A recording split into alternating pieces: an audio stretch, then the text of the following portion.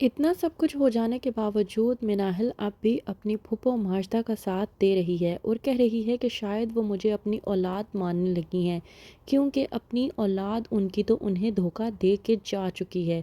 बाकी अब उनके पीछे मैं रहती हूँ, तो मेरे अलावा उनके साथ ऐसा कौन इंसान है जो उनका साथ देगा या उनके साथ सारी ज़िंदगी रहेगा। ड्रामे के नेक्स्ट एपिसोड में आप लोग देखेंगे कि वलीद को ये बात बिल्कुल भी पसंद नहीं आती, जब वलीद मिनाहिल से कहता है कि तुम मेरे साथ कोर्ट चलोगी, लेकिन मिनाहिल वहाँ से इनकार करके चली जाती है और कहती है कि आप माजदा पुप्पो को अपने साथ ले जाएं, मैं कोर्ट जाने के लिए तैयार नहीं हूँ। इसी बात का जवाब लेने के लिए वलीद शाम के टाइम पे चला जाता है मिनाहिल के ऑफिस के पास। मिनाहिल को जो कि ये बात बिल्कुल भी पसंद नहीं आती और वो भड़क पड़ती है। कहती है वलीद से कि आप क्या हर रोज़ अपनी गाड़ी यहाँ पर लाकर सड़क पे खड़े कर देते हैं, वो भी मेरे ऑफिस के सामने। मुझे ये सब कुछ बिल्कुल भी पसंद नहीं है, आपको ये सब कुछ नहीं करना चाहिए।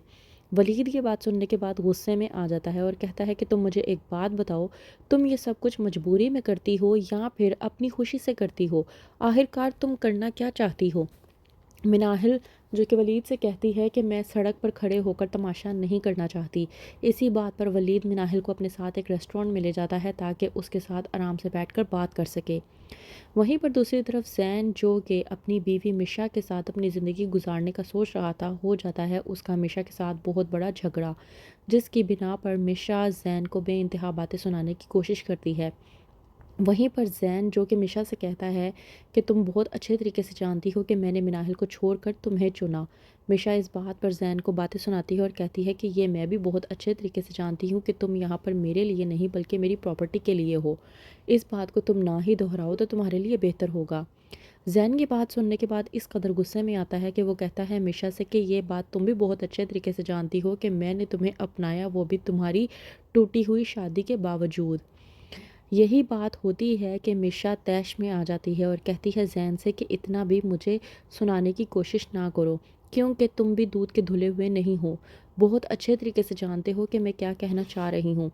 ज़ैन भड़कता है और कहता है कि ज़ाहिर सी बात है तुम्हें मेरे अलावा कोई और मिल गया होगा, मुझसे पीछा छुड़वाना चाहती होगी, तभी ये तुम सब कुछ कर रही हो। मिशा जो कि ज़ैन को वार्निंग देती है और कहती है कि अपनी औकात में रहो, वरना मैं तुम्हें ऐसा तिगनी का नाच नचाऊंगी कि तुम सारी ज़िंदगी याद रखोगे। वहीं पर दूसरी तरफ नरगिस जो कि मार्ता को समझाने की कोशिश करती है कि तुम मिनाहिल के साथ जो रवैया इख्तियार करती हो वो ठीक नहीं है।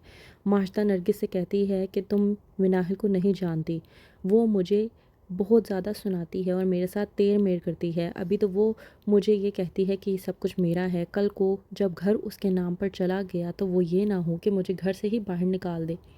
नरगिस जो कि मार्ता को कहती है कि तुम उसके साथ बेशक शुरू से हो, लेकिन मैंने जो उसे जांचा है, मैं बहुत अच्छे तरीके से जानती हूँ कि वो ऐसा कभी नहीं कर सकती।